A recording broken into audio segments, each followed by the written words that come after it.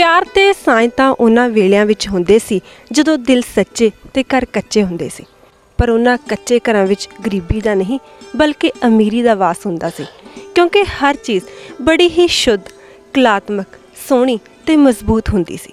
ਸਵਾਣੀਆਂ ਆਪਣੇ ਘਰਾਂ ਨੂੰ ਰੀਝਾਂ ਤੇ ਸਦਾਂ ਦੇ ਨਾਲ ਮਿੱਟੀ ਦੇ ਨਾਲ ਲਿਪਦੀਆਂ ਸਨ ਤੇ ਕੱਚੇ ਘਰ ਵਿੱਚ ਸਾਦਗੀ, ਆਪਣਾਪਨ, ਸਾਂਝ ਤੇ ਕਲਾ ਦੀ ਝਲਕ ਮਿਲਦੀ ਸੀ, ਕਿਉਂਕਿ ਉਹ ਹੱਥਾਂ ਦਾ ਹੁਨਰ ਸੀ। ਇਹੀ ਤਾਂ ਸਾਡੇ ਸੱਭਿਆਚਾਰ ਦਾ ਮੁੱਢ ਹੈ, ਜਿਸ ਦਾ ਅਹਿਸਾਸ ਮਾਣੇ ਬਿਨਾਂ ਅਸੀਂ ਪੰਜਾਬੀ ਨਹੀਂ ਅਖਵਾ ਸਕਦੇ। ਸੋ ਪੱਕੇ ਘਰਾਂ ਵਿੱਚ ਵਸਦੇ ਪੰਜਾਬੀਓ, ਤੁਹਾਨੂੰ ਪੰਜਾਬੀਆਂ ਦਾ ਅਸਲ ਰਹਿਣ ਵਸੇਰਾ ਦਿਖਾਉਣ ਦੇ ਲਈ ਕੱਚੇ ਘਰਾਂ ਵੱਲ ਲੈ ਚੱਲਦੇ ਹਾਂ, ਜਿਹੜੇ ਕਿ ਸਚਿਆਰੇ ਹੱਥਾਂ ਦੀ ਉਪਜ ਹਨ। ਇਸ ਦੇ ਲਈ ਅੱਜ ਅਸੀਂ ਤੁਹਾਨੂੰ ਲੈ ਕੇ ਆਏ ਹਾਂ ਹਿੰਦ ਤੇ ਪਾਕ ਦੀ ਸਰਹੱਦ ਤੇ ਵਸਦੇ ਪਿੰਡ ਵਾਹ ਵਿਖੇ। ਇੱਥੇ ਅਸੀਂ ਸਾਡੇ ਅਮੀਰ ਸੱਭਿਆਚਾਰ ਦੀ ਅਸਲ ਤੇ ਸਾਦਗੀ ਨਾਲ ਭਰੀ ਹੋਈ ਝਲਕ ਦਾ ਆਨੰਦ ਮਾਣਾਂਗੇ। ਹਰ ਵਾਰ ਦੀ ਤਰ੍ਹਾਂ ਸਭ ਤੋਂ ਪਹਿਲਾਂ ਮੇਰੇ ਵੱਲੋਂ ਯਾਨੀ ਕਿ ਰਾਮਵੀਰ ਕੌਰ ਵੱਲੋਂ ਲਿਸ਼ਕਾਰਾ ਟੀਵੀ ਕੈਨੇਡਾ ਵੇਖਣ ਵਾਲੇ ਸਾਰੇ ਦਰਸ਼ਕਾਂ ਨੂੰ ਪਿਆਰ ਭਰੀ ਸਤਿ ਸ੍ਰੀ ਅਕਾਲ ਤੇ ਨਿੱਘੀ ਜੀ ਆਇਆਂ ਨੂੰ। ਆਏ ਮਿਲ ਗੁਰ ਸਿੱਖ ਆਏ ਮਿਲ, ਤੂੰ ਮੇਰੇ ਗੁਰੂ ਕੇ ਪਿਆਰੇ। ਆਏ ਮਿਲ ਗੁਰ ਸਿੱਖ ਆਏ ਮਿਲ, ਤੂੰ ਮੇਰੇ ਗੁਰੂ ਕੇ ਪਿਆਰੇ। ਤੂੰ ਮੇਰੇ ਗੁਰੂ ਕੇ ਪਿਆਰੇ, ਤੂੰ ਮੇਰੇ ਗੁਰੂ ਕੇ ਪਿਆਰੇ। ਤੂੰ ਮੇਰੇ ਗੁਰੂ ਕੇ ਪਿਆਰੇ, ਤੂੰ ਮੇਰੇ ਗੁਰੂ ਕੇ ਪਿਆਰੇ। ਆਏ ਮਿਲ ਗੁਰ ਸਿੱਖ ਆਏ, ਤੂੰ ਮੇਰੇ ਗੁਰੂ ਕੇ। ਕੱਚਾ ਘਰ ਪੁਰਾਤਨ ਪੰਜਾਬੀ ਪੇਂਡੂ ਵਿਰਾਸਤ ਦਾ ਚਿੰਨ੍ਹ ਹੈ। ਪੰਜਾਬ ਦੀ ਵਿਰਾਸਤ ਵਿੱਚ ਪੁਰਾਤਨ ਸਮੇਂ ਤੋਂ ਹੀ ਰਜਵਾੜਿਆਂ ਤੇ ਮਹਾਰਾਜਿਆਂ ਵੱਲੋਂ ਸੁੰਦਰ ਤੇ ਵੱਡੇ ਘਰ ਬਣਾਉਣ ਦਾ ਰਿਵਾਜ ਪ੍ਰਚਲਿਤ ਹੈ। ਪਰੰਤੂ ਇੱਕ ਆਮ ਜੀਵਨ ਵਿੱਚ ਉਦੋਂ ਕੱਚੇ ਘਰ ਬੜੇ ਮਹੱਤਵਪੂਰਨ ਮੰਨੇ ਜਾਂਦੇ ਸਨ। ਘਰ ਇੱਕ ਸੁਪਨਿਆਂ ਦਾ ਸੀਸ ਮਹਿਲ। ਝੱਖੜ, ਝੜੀ ਤੇ ਸਦ ਰੁੱਤ ਦੇ ਕਹਿਰ ਤੋਂ ਬਚਣ ਲਈ ਘਰ ਦਾ ਸਹਾਰਾ ਲੈਣਾ ਪੈਂਦਾ ਹੈ।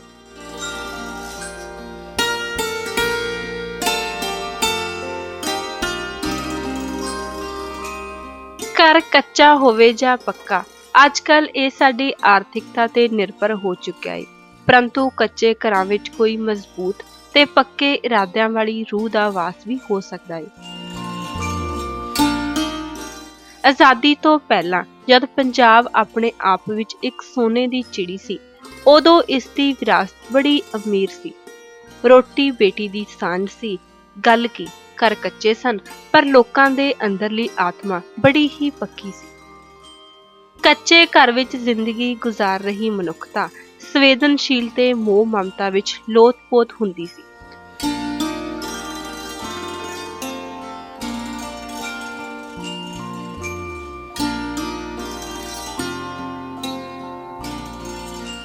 ਇੱਕ ਸੁਖੀ ਤੇ ਹੱਸਦਾ ਵਸਦਾ ਪਰਿਵਾਰ। ਸੂਰਜ ਦੀ ਪੌ ਫੁੱਟਦੀ ਤੇ ਸਭ ਆਪੋ ਆਪਣੇ ਕੰਮਾਂ ਕਾਰਾਂ ਵੱਲ ਹੋ ਤੁਰਦੇ। ਅੰਮ੍ਰਿਤ ਵੇਲੇ ਰੱਬੀ ਬਾਣੀ ਨਾਲ ਰੂਹ ਰਾਜੀ ਹੁੰਦੀ।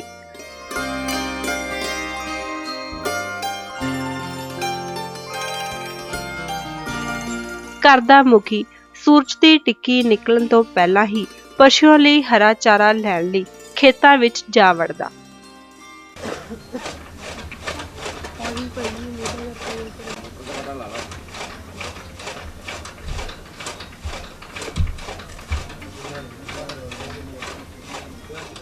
ਬੇਬੇ ਚਾਟੀ 'ਚ ਮਧਾਣੀ ਪਾ ਦੁੱਧ ਰਿੜਕਦੀ ਤੇ ਧੀਆਂ ਧਿਆਣੀਆਂ ਚੁੱਲ੍ਹਾ ਚੌਂਕਾ ਸੰਭਾਲ ਲੈਂਦੀਆਂ ਤੇ ਮੁੰਡੇ ਪਸ਼ੂ ਡੰਗਰ ਨੂੰ ਪੱਠੇ ਪਾਉਂਦੇ। ਉਦੋਂ ਹਰ ਮਨੁੱਖ ਕੱਚੇ ਘਰ ਵੱਲ ਸ਼ਾਮ ਹੁੰਦੇ ਹੀ ਇੰਜ ਪਰਤਦਾ ਜਿਵੇਂ ਜੋਤਾ ਲੱਗਿਆ ਬਲਦ ਪੱਠਿਆਂ ਦੀ ਖੁਰਲੀ ਵੱਲ ਨੂੰ ਭੱਜਦਾ ਏ। ਚਾਅ, ਮਲਾਰ, ਖੁਸ਼ੀ ਤੇ ਗਮ ਕੱਚੇ ਘਰ ਦੇ ਵਿਹੜੇ ਵਿੱਚ ਪਰਿਵਾਰ ਦੇ ਜੀਅ ਤੇ ਆਂਢੀ ਗੁਆਂਢੀ ਇਕੱਠੇ ਹੋ ਕੇ ਸਾਂਝੇ ਕਰਦੇ ਸਨ।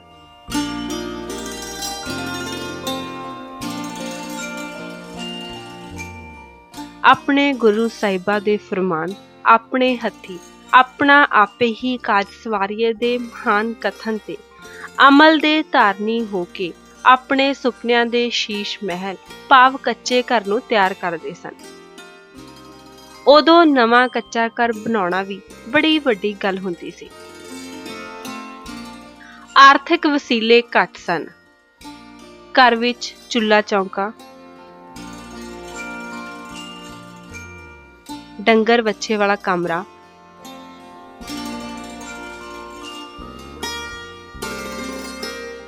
ਖੁਰਲੀ,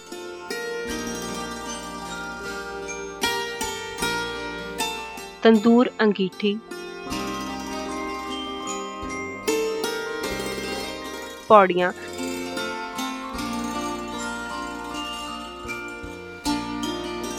ਤੇ ਘਰ ਦੇ ਵਿਹੜੇ ਨੂੰ ਤਿਆਰ ਕਰਨ ਲਈ ਲੋੜੀਂਦਾ ਸਮਾਨ ਆਪਣੇ ਨੇੜੇ ਤੇੜਿਓਂ ਹੀ ਇਕੱਠਾ ਕਰ ਲਿਆ ਜਾਂਦਾ ਸੀ। ਕੱਚੇ ਘਰ ਦੀ ਵਿਉਂਤਬੰਦੀ ਤਾਂ ਪੱਕੇ ਘਰ ਨਾਲੋਂ ਵੀ ਕਿਤੇ ਵਧੀਆ ਬਣੀ ਹੁੰਦੀ ਏ। ਅੱਜ ਕੱਲ੍ਹ ਤਾਂ ਬੰਦ ਘਰ ਬਣਾ ਲਏ ਜਾਂਦੇ ਨੇ ਜਿਸ ਵਿੱਚ ਠੰਡਕ ਲਈ ਏਸੀ ਤੇ ਗਰਮੀ ਲਈ ਹੀਟਰ ਦੀ ਵਰਤੋਂ ਕੀਤੀ ਜਾਂਦੀ ਏ। ਪਰ ਜਦੋਂ ਕੱਚੇ ਘਰ ਬਣਾਏ ਜਾਂਦੇ ਸੀ ਠੰਡਕ ਤੇ ਨਿੱਘ ਲਈ ਉਸ ਦੀ ਬਣਤਰ ਅਨੁਸਾਰ ਹੀ ਕੁਦਰਤੀ ਤੌਰ ਤੇ ਹੀ ਧਿਆਨ ਰੱਖਿਆ ਜਾਂਦਾ ਸੀ। ਰਾਤੀ ਮੈਂ ਇੱਕ ਸੁਪਨਾ ਵੇਖਿਆ। ਸੁਪਨੇ ਵਿੱਚ ਕੱਚਾ ਘਰ ਵੇਖਿਆ, ਫੁੱਲਾਂ ਨਾਲ ਸਜਿਆ ਦਰ ਵੇਖਿਆ। ਇੱਕ ਪਾਸੇ ਚੁੱਲ੍ਹਾ ਚੌਂਕਾ ਸੀ, ਚੌਂਕੇ ਨੂੰ ਫੇਰਿਆ ਪੋਚਾ ਸੀ। ਰਿੜਕਣੇ ਵਿੱਚ ਮਧਾਣੀ ਸੀ, ਦੁੱਧ ਰਿੜਕਦੀ ਨੂੰਹ ਰਾਣੀ ਸੀ। ਬਾਹੀਂ ਚੂੜਾ ਰੰਗਲਾ, ਛੇੜ ਦਾ ਰਾਗ ਅਵੱਲਾ ਸੀ, ਜੋ ਜਗ ਤੇ ਸੋਹਣਾ ਉਹ ਕੱਲਾ ਸੀ। ਚੁੱਲ੍ਹੇ ਅੱਗੇ ਗੱਭਰੂ ਬੈਠਾ ਸੀ, ਉਹਦੇ ਗਲ ਵਿੱਚ ਪਾਇਆ ਕੈਂਠਾ ਸੀ। ਉਹ ਸਾਗ ਰੋਟੀ ਤੇ ਧਰਿਆ ਸੀ ਤੇ ਗਲਾਸ ਲੱਸੀ ਨਾਲ ਭਰਿਆ ਸੀ। ਉਹਦੇ ਗਲਾਸ ਹੱਥ 'ਚੋਂ ਛੁੱਟਿਆ ਸੀ ਤੇ ਮੇਰਾ ਸੁਪਨਾ ਟੁੱਟਿਆ ਸੀ। ਨਾ ਉਹ ਮਧਾਣੀ ਸੀ, ਨਾ ਨੂੰਹ ਰਾਣੀ ਸੀ ਤੇ ਨਾ ਹੀ ਫੁੱਲਾਂ ਸਜਿਆ ਦਰ ਸੀ। ਮੇਰੇ ਸਾਹਮਣੇ ਤਾਂ ਇੱਟਾਂ ਤੇ ਪੱਥਰਾਂ ਦਾ ਬੇਜਾਨ ਘਰ ਸੀ। ਜਿਉਣਾ ਤਾਂ ਉਹੋ ਜਿਹੇ ਘਰ ਵਿੱਚ ਜਿਉਣਾ ਸੀ। ਇਹੋ ਜਿਹੇ ਘਰ ਵਿੱਚ ਕੀ ਜਿਉਣਾ ਏ। ਮੇਰੇ ਅੱਖੀਓਂ ਨੀਰ ਚੋ ਪਿਆ ਕਿਉਂਕਿ ਮੈਂ ਇੱਕ ਅਜਿਹਾ ਸੁਪਨਾ ਵੇਖਿਆ ਸੀ ਜੋ ਕਦੇ ਨਹੀਂ ਪੂਰਾ ਹੋਣਾ ਏ, ਜੋ ਕਦੇ ਨਹੀਂ ਪੂਰਾ ਹੋਣਾ ਏ। ਅੱਜ ਜਦੋਂ ਮਨੁੱਖ ਪਦਾਰਥਵਾਦੀ ਤੇ ਵਿਚਾਰਧਾਰਾ ਦਾ ਧਾਰਨੀ ਹੋ ਰਿਹਾ ਏ, ਆਮ ਜਨ ਜੀਵਨ ਵਿੱਚ ਵੀ ਵੱਡੀ ਪੱਧਰ ਤੇ ਉਥਲ-ਪੁਥਲ ਹੋ ਰਹੀ ਏ ਤੇ ਲੋਕ ਆਪਣੇ ਕਲਿਆਣਕਾਰੀ ਫਰਜ਼ਾਂ ਤੋਂ ਪਿੱਛੇ ਹਟ ਰਹੇ ਹਨ। ਕਿੰਨਾ ਸੁਭਾਗਾ ਸਮਾਂ ਸੀ ਕਿ ਇੱਕ ਪਿੰਡ ਵਿੱਚ ਜੇ ਕਿਸੇ ਨੇ ਨਵਾਂ ਕੋਠੜਾ ਤਿਆਰ ਕਰਨਾ ਤਾਂ ਸਾਰੇ ਖੁਸ਼ੀ-ਖੁਸ਼ੀ ਉਹਦੇ ਨਾਲ ਹੱਥ ਵਟਾਉਂਦੇ। ਘਰ ਤਿਆਰ ਹੋਣ ਤੇ ਘਰ ਦੇ ਮੁਖੀ ਨੂੰ ਵਧਾਈਆਂ ਦਿੰਦੇ। ਕੱਚਾ ਘਰ ਬਣਾਉਣਾ ਪੰਛੀ ਪਰਿੰਦਿਆਂ ਦੇ ਆਲਣਾ ਬਣਾਉਣ ਦੇ ਤੁਲ ਹੈ।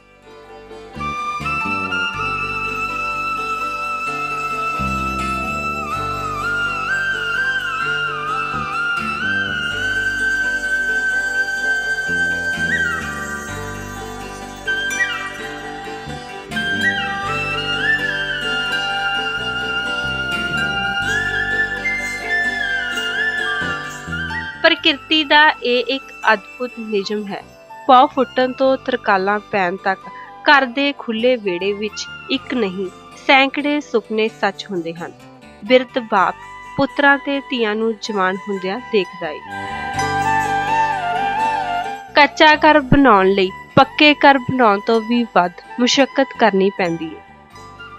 ਮਿੱਟੀ ਦੀਆਂ ਇੱਟਾਂ, ਨਹਿਰਾਂ ਸੂਇਆਂ ਦੁਆਲੇ ਉੱਗਿਆ ਸਰਕੜਾ, ਢਾਬ ਦੇ ਰੁੱਖਾਂ ਦੀਆਂ ਕੜੀਆਂ, ਪਿੰਡ ਦੀ ਨਿਆਈ ਵਿੱਚ ਉੱਗੀ ਕਿੱਕਰ ਦੀਆਂ ਲਟੈਣਾਂ, ਪਿੰਡ ਦੇ ਛੱਪੜ ਵਿੱਚੋਂ ਨਿਕਲੇ ਪਰੋਲੇ ਦਾ ਢਾਂਚਾ ਖੜਾ ਕਰਨ ਲਈ ਬਹੁਤ ਹੀ ਮਹੀਨ ਹੱਥਾਂ ਦੀ ਲੋੜ ਹੁੰਦੀ ਹੈ। ਕੱਚੀਆਂ ਕੰਧਾਂ ਉੱਤੇ ਵੇਲ ਬੂਟੀਆਂ,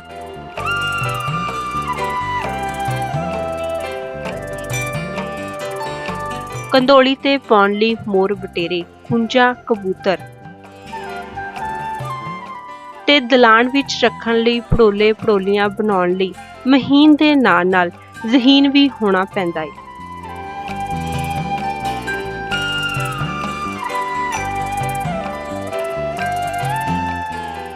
ਆਲੇ ਵਿੱਚ ਰੱਖਣ ਵਾਲੇ ਦੀਵੇ ਤੋਂ ਲੈ ਕੇ ਪੰਜਾਲੀਆਂ ਟੰਗਣ ਵਾਲੀ ਪਟਛੱਤੀ ਬਣਾਉਣ ਤੱਕ ਬਹੁਤ ਸਾਰੇ ਪੜਾਵਾਂ ਵਿੱਚੋਂ ਦੀ ਗੁਜ਼ਰਨਾ ਪੈਂਦਾ ਹੈ। ਸਭ ਤੋਂ ਵੱਡੀ ਗੱਲ, ਹਿਰਨ ਵਾਂਗ ਚੁੰਗੀਆਂ ਭਰ ਰਹੇ ਜ਼ਮਾਨੇ ਤੋਂ ਬੇਨਿਆਜ਼ ਹੋ ਕੇ ਕੱਚੇ ਘਰਾਂ ਦੀ ਰੁੱਖੀ ਮਿੱਸੀ ਖਾਣੀ ਵੀ ਦਲੇਰ ਲੋਕਾਂ ਦਾ ਹੀ ਜ਼ੇਰਾ ਹੈ। ਇੱਕ ਘਰ ਬਣਾਉਣ ਲਈ ਸਾਜੋ ਸਮਾਨ ਇਕੱਠਾ ਕਰਨ ਤੋਂ ਬਾਅਦ ਕਾਰੀਗਰ ਦੇ ਸਹਿਯੋਗ ਨਾਲ ਘਰ ਤਿਆਰ ਬਰ ਤਿਆਰ ਆਪਣੇ ਆਪ ਵਿੱਚ ਹੀ ਬੜਾ ਕੁਦਰਤੀ ਨਜ਼ਾਰਾ ਪੇਸ਼ ਕਰਦਾ ਪ੍ਰਤੀਤ ਹੁੰਦਾ ਹੈ। ਘਰ ਦੇ ਕੱਚੇ ਤੇ ਖੁੱਲੇ ਵਿਹੜੇ ਦਾ ਵਾਤਾਵਰਨ ਬੜਾ ਸ਼ੁੱਧ ਹੁੰਦਾ ਹੈ। ਵਿਹੜਾ ਰੰਗ ਬਿਰੰਗੇ ਫੁੱਲ ਬੂਟਿਆਂ ਤੇ ਸ਼ਾਨਦਾਰ ਰੁੱਖਾਂ ਨਾਲ ਸਜਿਆ ਹੋਇਆ ਹੁੰਦਾ ਹੈ। ਬੇਹੱਦ ਸੁੰਦਰ ਤੇ ਹਵਾਦਾਰ ਕਮਰੇ ਸਵਰਗ ਵਰਗਾ ਨਜ਼ਾਰਾ ਦਿੰਦੇ ਹਨ। ਇਨ੍ਹਾਂ ਕੱਚੇ ਕਮਰਿਆਂ ਦੀ ਵਿਲੱਖਣ ਗੱਲ ਇਹ ਹੈ ਕਿ ਗਰਮੀ ਦੀ ਰੁੱਤ ਵਿੱਚ ਇਹ ਠੰਡੇ ਤੇ ਪੋਹ ਮਾਘ ਦੀ ਕੜਾਕੇ ਦੀ ਠੰਡ ਵਿੱਚ ਰਜਾਈ ਵਰਗਾ ਨਿੱਘ ਦਿੰਦੇ ਹਨ। ਕਮਰੇ ਦੀ ਛੱਤ ਭਾਵੇਂ ਬਹੁਤੀ ਮਜ਼ਬੂਤ ਨਹੀਂ ਮੰਨੀ ਜਾਂਦੀ, ਪਰੰਤੂ ਆਲੇ ਦੁਆਲੇ ਤੋਂ ਇਕੱਠੇ ਕੀਤੇ ਸਾਜੋ ਸਮਾਨ ਨਾਲ ਤਿਆਰ ਕੀਤੀ ਛੱਤ ਤੇ ਘਰ ਦੇ ਮਾਲਕਾਂ ਨੂੰ ਰੱਬ ਜਿੱਡਾ ਵਿਸ਼ਵਾਸ ਹੁੰਦਾ ਹੈ।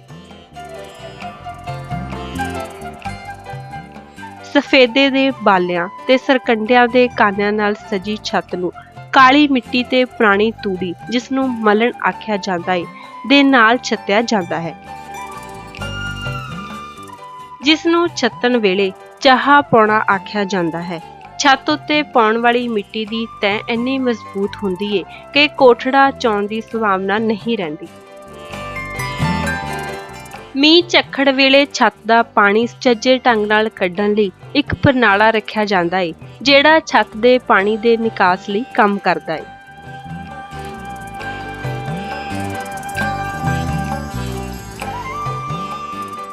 ਜਿੱਥੇ ਪੂਰੇ ਦਾ ਪੂਰਾ ਘਰ ਕੱਚਾ ਹੁੰਦਾ ਹੈ, ਉੱਥੇ ਹੀ ਨਹਾਉਣ ਧੋਣ ਵਾਲੇ ਗੁਸਲਖਾਨੇ ਨੂੰ ਵੀ ਕੱਚੀਆਂ ਇੱਟਾਂ ਨਾਲ ਹੀ ਤਿਆਰ ਕੀਤਾ ਜਾਂਦਾ ਹੈ।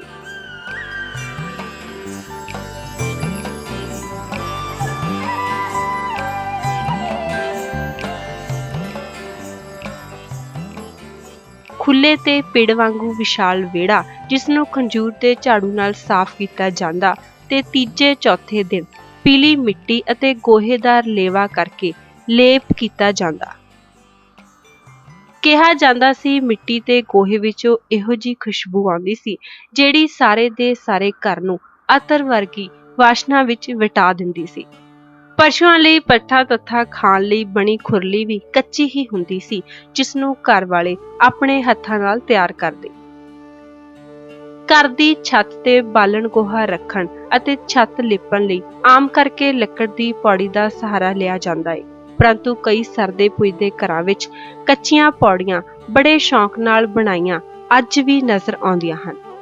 ਕੱਚੇ ਘਰ ਜਿਹੜੇ ਪੇਂਡੂ ਪੰਜਾਬੀ ਜਨ ਜੀਵਨ ਤੇ ਪੰਜਾਬੀ ਰਹਿਤ ਮਰਿਆਦਾ ਦਾ ਅਨਿੱਖੜਵਾਂ ਅੰਗ ਸਨ, ਅੱਜ ਦੇ ਲੋਕਾਂ ਲਈ ਗੁਰਬਤ ਦਾ ਉਹ ਚਿਰਾਗ ਬਣ ਚੁੱਕੇ ਹਨ, ਜਿਸ ਦੀ ਰੌਸ਼ਨੀ ਕਦੇ ਵੀ ਮੱਧਮ ਪੈ ਸਕਦੀ ਹੈ।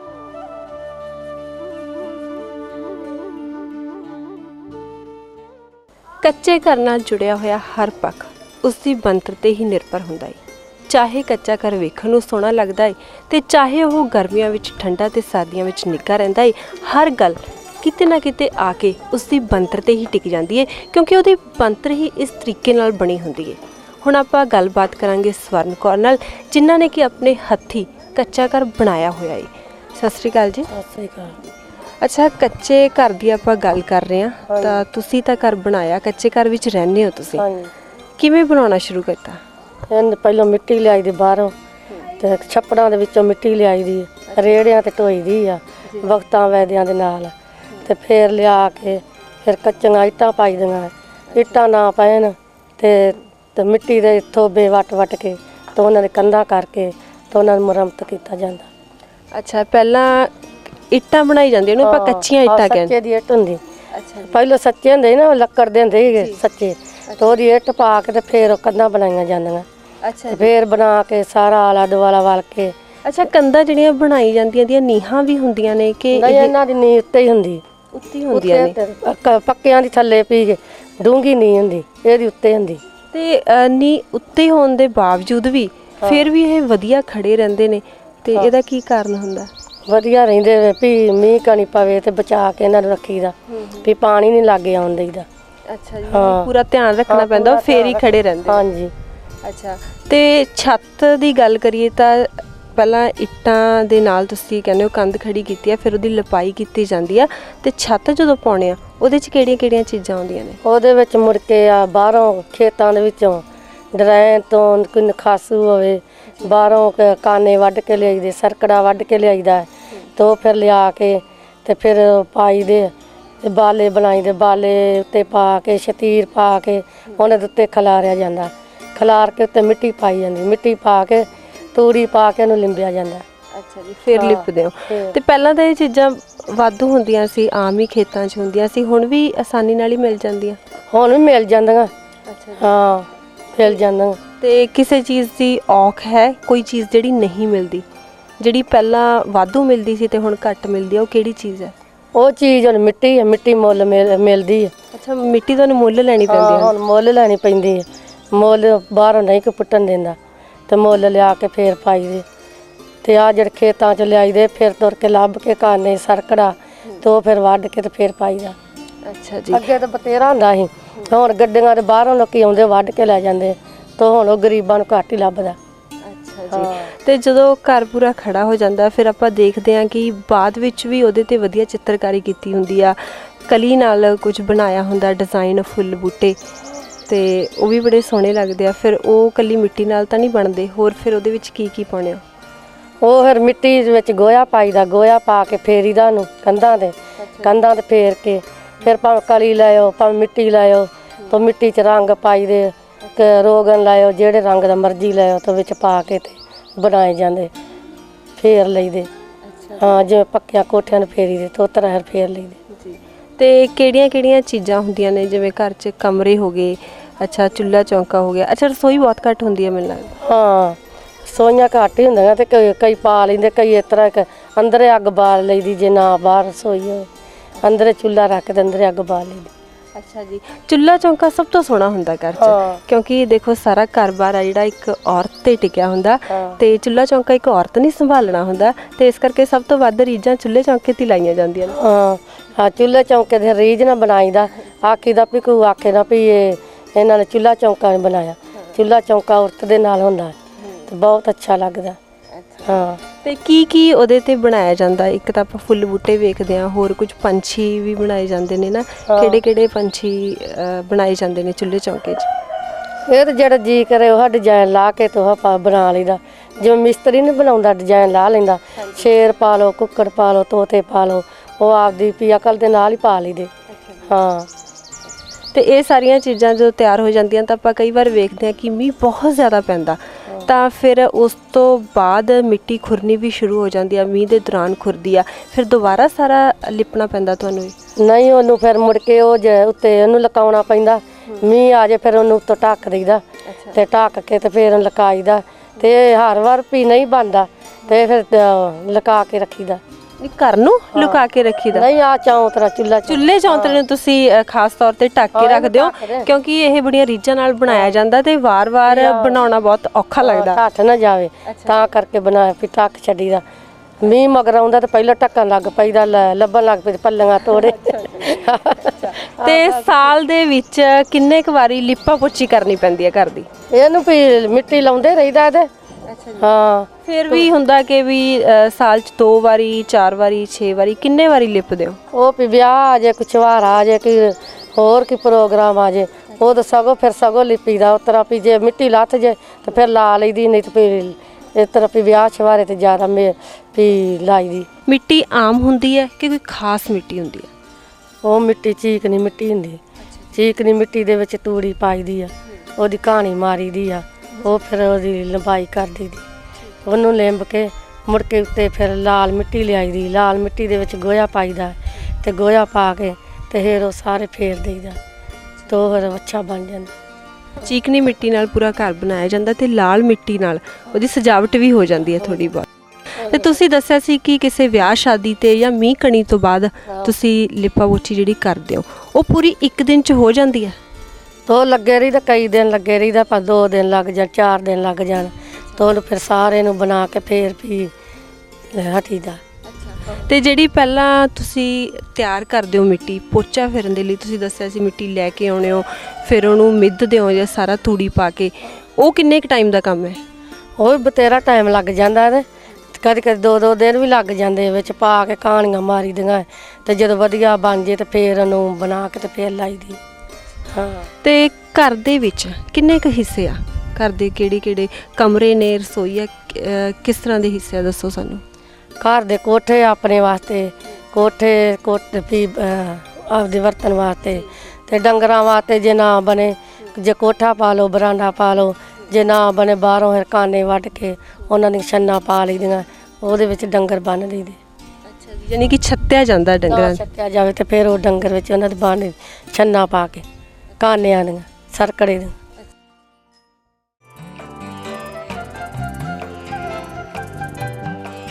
ਖੈਰ ਅੱਜ ਪੰਜਾਬ ਦੇ ਬਹੁਤੇ ਹਿੱਸੇ ਨੇ ਆਪਣੇ ਰਹਿਣ ਸਹਿਣ ਲਈ ਕੋਠੀਆਂ ਅਤੇ ਬੰਗਲੇ ਆਦਿ ਉਸਾਰ ਲਏ ਹਨ, ਪਰ ਜੋ ਨਜ਼ਾਰਾ ਕੱਚੇ ਘਰਾਂ ਵਿੱਚ ਹੁੰਦਾ ਸੀ ਉਹ ਨਜ਼ਾਰਾ ਅੱਜ ਦੇ ਪੱਕੇ ਘਰਾਂ ਵਿੱਚ ਕਿੱਥੇ।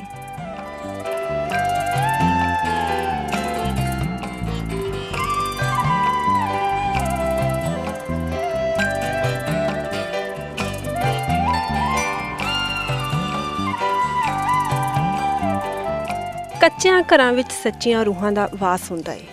ਅਸਲ ਵਿੱਚ ਆਪਣੇ ਹੱਥ ਨਾਲ ਬਣਾਈ ਚੀਜ਼ ਨਾਲ ਹੀ ਬੰਦੇ ਦਾ ਮੋਹ ਜੁੜਿਆ ਹੁੰਦਾ ਏ, ਜਿਹੜਾ ਕਿ ਅੱਜ ਕੱਲ੍ਹ ਨਹੀਂ ਹੈ। ਇੱਕ ਘਰ ਤੋਂ ਦੂਜੇ ਘਰ ਵਿੱਚ ਸ਼ਿਫਟ ਹੋ ਜਾਣਾ ਆਮ ਜਿਹਾ ਵਰਤਾਰਾ ਬਣ ਗਿਆ ਹੈ।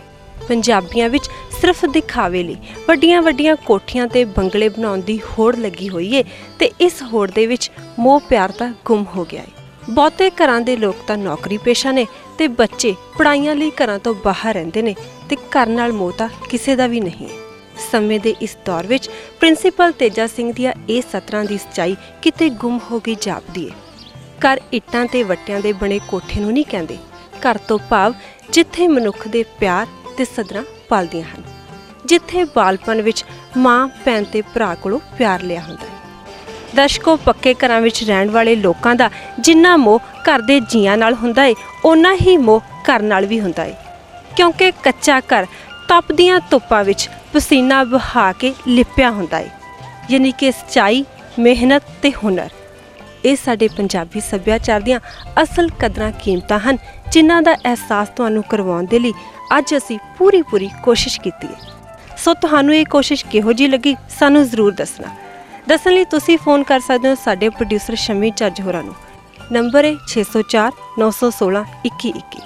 ਤੁਸੀਂ ਈਮੇਲ ਵੀ ਕਰ ਸਕਦੇ ਹੋ, ਪਤਾ ਹੈ shamichaj@lishkara.ca। ਫਿਰ ਮਿਲਾਂਗੇ ਕਿਸੇ ਹੋਰ ਸੱਭਿਆਚਾਰਕ ਵੰਨਗੀ ਦੇ ਨਾਲ। ਤਦ ਤੱਕ ਲਈ ਸਤਿ ਸ੍ਰੀ ਅਕਾਲ।